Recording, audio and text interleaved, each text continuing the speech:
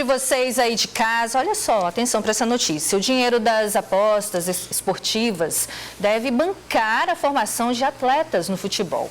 A ideia é do deputado federal piauiense, Júlio Arcoverde. É com ele que nós conversamos a partir de agora. Boa tarde, deputado. Bem-vindo. Boa tarde, bem-vindo à bancada. Bom, o senhor apresentou a medida, né, a emenda à medida provisória que regulamenta esse mercado de apostas no Brasil. Como é que está esse estudo, como é que está essa discussão por lá e como é que vão ser as regras, percentual, né, para investir nos novos atletas? Bom, primeiro, obrigado pela oportunidade de esclarecer esta emenda e dizer que desde quando nós fomos escolhidos presidente da CPI da manipulação dos jogos, o presidente Arthur Lira me colocou nessa função, mas deu uma missão, deu ter uma ação punitiva daqueles que seriam culpados pelas manipulações, mas principalmente ter uma ação propositiva. E a gente vem conversando já com alguns deputados que fazem parte da CPI, pessoas muito ligadas ao esporte, ao futebol, dirigentes de federações, clubes que fazem parte, são deputados e fazem parte, nos ajudam nessa CPI, que a gente tem que usar essa taxação não só para gerar mais um imposto e gerar mais uma arrecadação para o governo federal. Pode ser usado na parte de segurança, pode ser usado na parte de saúde, além de ser usado pelos clubes que serão apostados, mas a gente ter um percentual desse valor arrecadado para a educação dos jovens atletas, para que não corra risco essa geração que está sendo formada a ter a sua manipulação quando chegar aos profissionais. Então a gente pega esse dinheiro destinado, um percentual, é 0,83% para a educação das categorias de base. Ainda estou fazendo um detalhamento na emenda, que este dinheiro seja usado, a maioria do seu montante, nos clubes de Série D e Série C, que são aqueles clubes que são menos patrocinados, que têm menos recursos, que têm mais dificuldade para sustentar e dar uma política educacional aos atletas de base. Deputada, a gente tem uma pergunta direto de Brasília da nossa correspondente, Fernanda Martinelli. Fernanda. Olá, boa tarde, deputado federal Júlio Arcoverde, seja bem-vindo à nossa bancada. Eu queria falar com o senhor sobre a retomada dos trabalhos no Congresso Nacional. Essa semana acontece essa retomada, o senhor preside os debates da CPI dos jogos. Quais serão os próximos passos da CPI nesse segundo semestre? Boa tarde. Próxima semana estamos juntos aí, Fernanda. Fernanda é sempre muito gentil com o deputado Júlio, com todos os deputados que fazem a bancada do Piauí. Nós, quando assumimos a CPI, nós fizemos um plano de trabalho que consistia no primeiro semestre e no segundo semestre. O primeiro semestre, nós íamos ficar atentos ao que já existia de indícios nessa acusação de manipulação, que foi uma operação chamada penalidade máxima, desenvolvida pelo GAECO, pelo Ministério Público do Goiás. Então, esse primeiro plano do plano de trabalho, essa primeira etapa, nós ouvimos procuradores, promotores, chefe de presidente de federações, jogadores envolvidos, todos vinculados a essa operação do Ministério Público de Goiás. Já o segundo semestre, que é o segundo plano do nosso plano de trabalho, será a oitiva de quê? De empresas relacionadas à manipulação, empresas que são contratadas por várias federações internacionais para indicar se houve ou não manipulação dos jogos, chamar representantes de arbitragem, presidentes de algumas federações, Polícia Federal vai ser ouvida amanhã, Ministério da Fazenda no caso de lavagem. Então vamos fazer essa segunda etapa mais de oitiva dessas figuras que compõem todo esse sistema do futebol brasileiro e essas empresas de aposta. Pedro? O senhor tem previsão, porque foi prorrogada, foi a CPI? Não, ela ainda pode ser prorrogada. Está no prazo, né? Está dentro do prazo, nós estamos estabelecendo um plano de trabalho para que não saia desse prazo. Amanhã mesmo eu não vou poder estar presente, mas a CPI vai se reunir, o vice-presidente André Figueiredo vai tocar a reunião amanhã. Na próxima semana já estarei lá com 2 sessões semanais e a gente pode prorrogar até 60 dias. Mas eu tenho o intuito que termine essa CPI antes de terminar o Campeonato Brasileiro da Série A e Série B. Deputado, tem uma curiosidade no que o senhor falou aí sobre a sua emenda. O senhor disse aí que vai ser 0,83 para clubes da Série D, preferencialmente, e C. Bom, eu percebo que são clubes profissionais. E para amadorismo, vai ter alguma coisa? Não, porque esse dinheiro será repassado para as federações, porque o elemento principal desse recurso são as empresas de apostas. E é E essas profissional. apostas são profissionais. Então a gente tem que conseguir captar alguma coisa desse sentido, das apostas, para que criar uma nova política educacional dentro dessas categorias de base, para que esse jovem que está sendo formado em times da categoria de base vejam que não pode se combinar resultado, não pode combinar escanteio, pênalti. Nós vamos criar uma política educacional através das federações de futebol. E é bom que se diga, esse dinheiro vai ser fiscalizado pela CGU,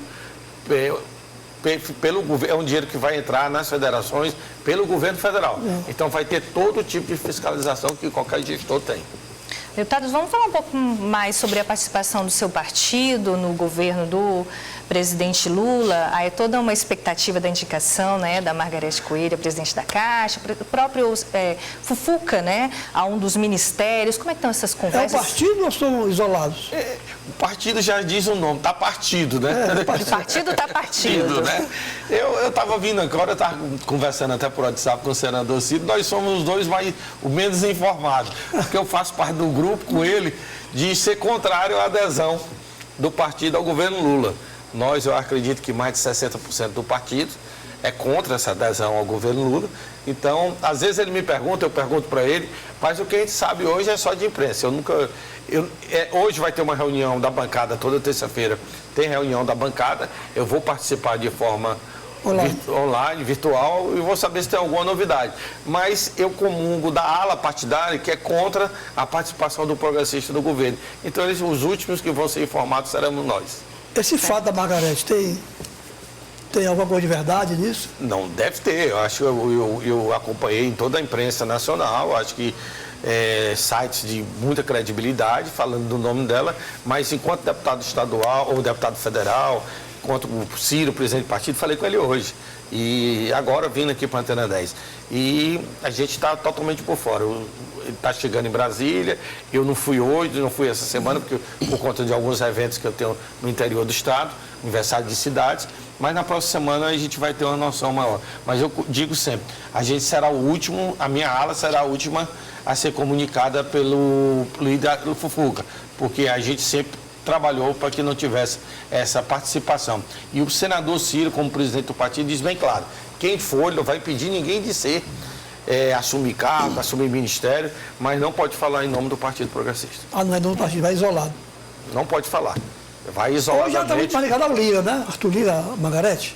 Ela tem uma ligação de respeito muito grande. Dele. Mas é também o senador Ciro, a deputada Margareth é muito querida por todos nós progressistas. Até o PT que está apoiando ela, se for o caso. É como eu disse, eu sou da ala que não posso dar opinião porque eu sou o contrário. Deputado, aqui em Teresina, com relação à eleição do ano que vem, qual é a posição do seu partido? Comum que a gente tem que ter um candidato. Nós temos hoje um bom desempenho, uma surpresa, que é a deputada Bárbara, todas as pesquisas, e eu digo aqui uma surpresa, porque acabou a eleição de deputado estadual e as primeiras pesquisas que a gente fez sempre deu o doutor Silvio uma boa vantagem e a Bárbara com um percentual sempre muito consolidado. E eu costumo dizer que a gente tem o privilégio de ter, entre os 4 mais citados, você tem 3 da chapa de oposição. É o doutor Silvio, a Bárbara e o doutor Elmano. Não é?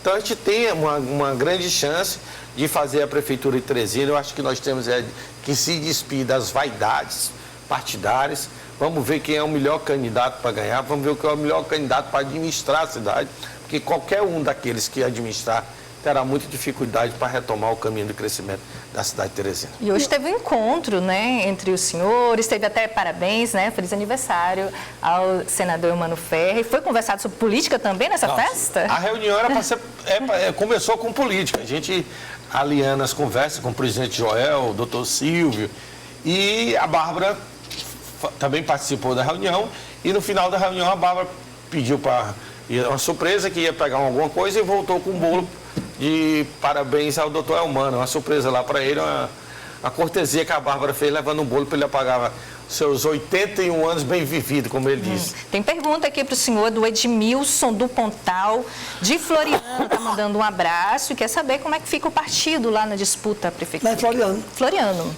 Nós temos um ex-gestor, que é o presidente do partido, o Joel. Nós temos um prefeito filiado no partido, que é o Antônio Reis. E estamos esperando a decisão do prefeito Floriano se vai à reeleição. Tomara que vá, porque ele está fazendo uma grande gestão, continuando essa grande gestão do prefeito Joel. O Antônio Reis é uma pessoa muito equilibrada, muito tranquila, está fazendo uma grande gestão.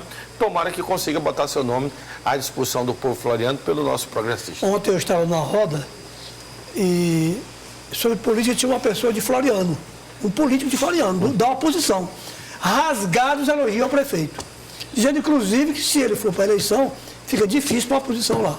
Ele é uma pessoa muito bem conceituada, um funcionário de carreira da Universidade Federal, trabalhou com todos os reitores da Universidade Federal, como ele diz mesmo, desde a época do doutor Natan, professor Camilo, conhece muito da administração pública, é uma pessoa muito séria, e eu acho que teria tudo para a cidade de Floriano ganhar com esse grande administrador. Essa pessoa na roda me disse, eu vou botar a informação aqui, que o deputado Nerinho vai se afastar para ser secretário, e o Calume, que é o candidato da oposição lá, né?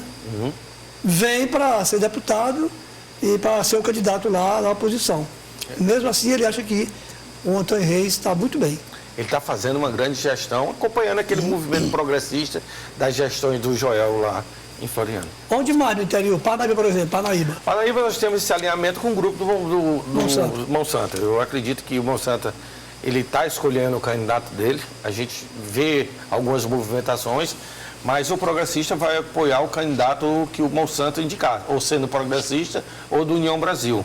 Nós temos o Eiras também, temos Picos, um Gil paraibano, acho que vai para a reeleição. Eu acho mais. Quem é o Eiras? O Eiras nós estamos esperando o grupo do Dr. Bessado definir junto com o prefeito Zé Raimundo. O Gil está bem. O Gil está bem, estamos torcendo para ter um candidato do nosso lado na cidade de Bom Jesus, que já é do União Brasil, o Marcos Elva.